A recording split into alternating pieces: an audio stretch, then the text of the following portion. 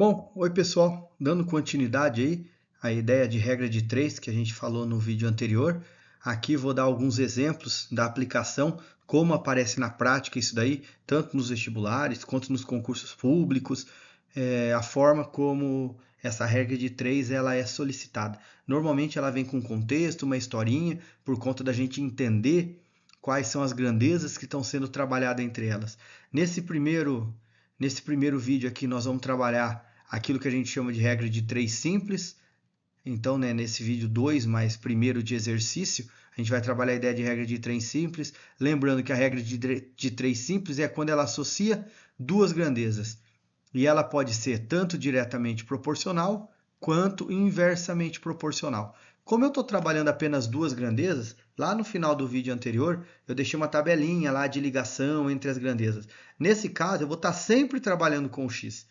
Então, se eu definir que duas grandezas elas são diretamente proporcionais, na hora de multiplicar uma com a outra, eu vou ter que multiplicar sempre os meios e os extremos. Como a gente fala, multiplicar em cruz. Se eu perceber e verificar, comprovar que essas grandezas elas são inversamente proporcionais, daí o que eu preciso fazer? Nós vamos ter que resolver isso em paralelo, de cima com o de cima, o de baixo com o de baixo. Então, é a base disso daqui que a gente precisa para resolver os exercícios desse vídeo. Lembrar sempre disso. Estou trabalhando com duas grandezas, a gente tem o que a gente chama de regra de três simples. Essa associação das grandezas, elas são diretamente proporcionais, e lembrando, que diretamente proporcionais é quando elas seguem o mesmo caminho. Se uma grandeza aumenta, a outra aumenta. Se uma diminui, a outra diminui. E aquilo que a gente chama de grandezas inversamente proporcionais, se uma aumenta, a outra diminui, se uma diminui, a outra aumenta. Então é isso que nós vamos trabalhar. E lembrando, pedir para vocês anotarem lá aqueles 4 passinhos, identificar as grandezas, montar a tabela, fazer a ligação se é diretamente ou inversamente proporcional e efetuar os cálculos.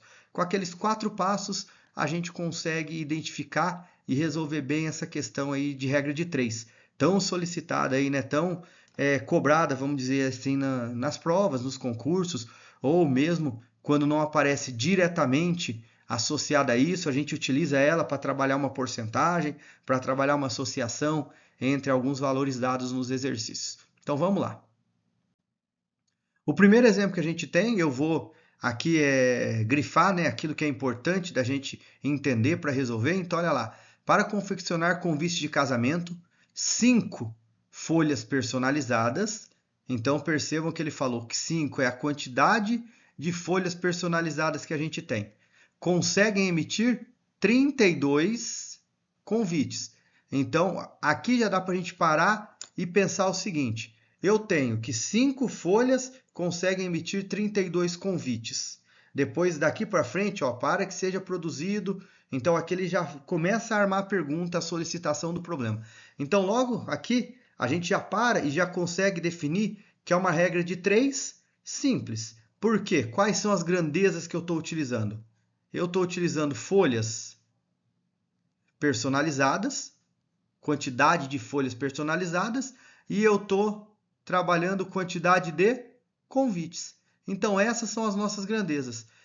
Quantidade de folhas e quantidade de convites, porque uma coisa depende da outra. Para fabricar o convite, eu preciso da folha, certo? E para que o convite seja fabricado, a gente precisa dessas folhas. Então, o primeiro passo, identificar as grandezas. Já identifiquei. Segundo passo, montar a tabelinha. Então, vamos lá, vamos para essa tabelinha agora. Então, vamos ler novamente. Para confeccionar convite de casamento, 5 folhas, olha lá, 5 folhas conseguem emitir 32 convites. Então, a associação da folha com o convite. Aí vem a solicitação. O nome, regra de 3, vem daí. Eu te dou 3 valores, é claro que na composta a gente passa mais valores, mas eu te dou valores nessa associação e você determina esse quarto valor, determina o valor desconhecido. Para que sejam produzidos 160 convites, então vou colocar aqui porque isso é convite, na grandeza do convite, serão necessários quantas dessas folhas? Então a pergunta é quantidade de folhas. Então aqui vem o x, que é o valor desconhecido, aquilo que eu quero descobrir. Bom, vamos pensar então nessa associação. Agora cai muito na particularidade do que eu, Antônio, faço, que é a associação das grandezas, que é aquele terceiro passo. verificar se é diretamente ou inversamente proporcional. O que eu costumo fazer? Coloco uma setinha aqui na grandeza do x para cima. E por que eu estou colocando para cima? Porque essa grandeza não indica se vai ser mais ou menos. Essa grandeza indica se essa setinha indica se as grandezas são diretamente ou inversamente. Então, percebam que quando eu faço essa associação, eu nem preciso saber de valor. Eu posso mais ou menos pensar assim: eu tenho uma quantidade de folhas e eu consigo emitir uma quantidade de convites.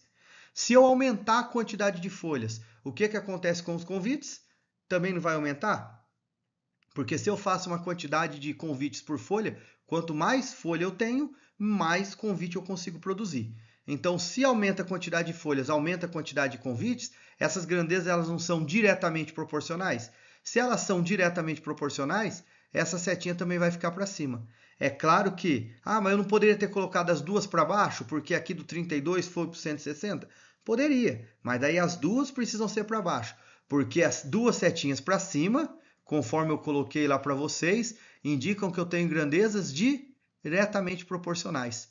Então é para isso que serve a setinha. E olhando, quando alguém bate o olho, a gente olha para perceber essa tabela aqui que a gente fez, essa montagem que a gente fez, logo de cara a gente já fala, essas grandezas são diretamente proporcionais, sem saber quais são as grandezas. Por que a gente já consegue perceber isso? Porque a gente tem duas setinhas que estão seguindo o mesmo caminho, as duas para cima. E se as duas estão para cima, eu estou ligando o x, que jeito que eu resolvo? Multiplico os meios e os extremos. Daí agora, quarto passo, só efetuar os cálculos. De que maneira que eu efetuo os cálculos? Exatamente seguindo essa ligação que eu fiz aqui. O x ele não está ligado com o 32? Então vai ser x vezes 32. Igual a quanto? O 5 não está ligado com 160? Então 5 vezes 160. Está aqui. Agora, duas formas de a gente fazer. Se a gente quiser simplificar, porque é tudo multiplicação, a gente simplifica. Se a gente quiser efetuar o cálculo para fazer depois a divisão, a gente faz isso. Daí fica a gosto do cliente, a gosto do freguês. Faz da maneira que você achar mais fácil. Se eu for utilizar o cálculo, eu faço 5 vezes 160, que eu tenho 800. Esse 32, ele não está multiplicando x? Se ele está multiplicando, quando ele vai lá para o outro lado, o que ele faz? Ele vai dividir.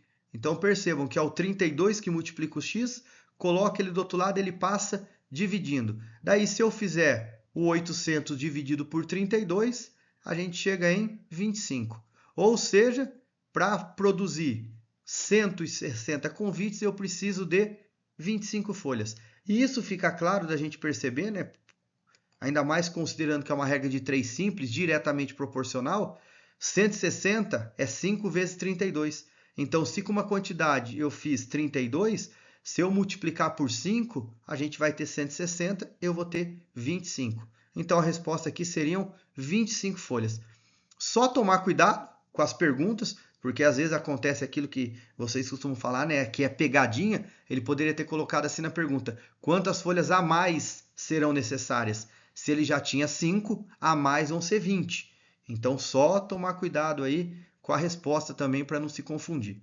Então, esse primeiro exemplo aqui de regra de 3 simples, diretamente proporcional. Vamos agora pensar numa grandeza que eu vou deixar no suspense. Será que essa é inversamente proporcional? Para a gente poder fazer o exemplo de cada um? É claro, a ideia aqui que a gente tem uma grandeza inversamente proporcional para a gente poder comparar com a outra. Então vamos ler. 3 torneiras, então quantidade e grandeza. Então, primeira grandeza que eu tenho, quantidade de torneiras. Está lá.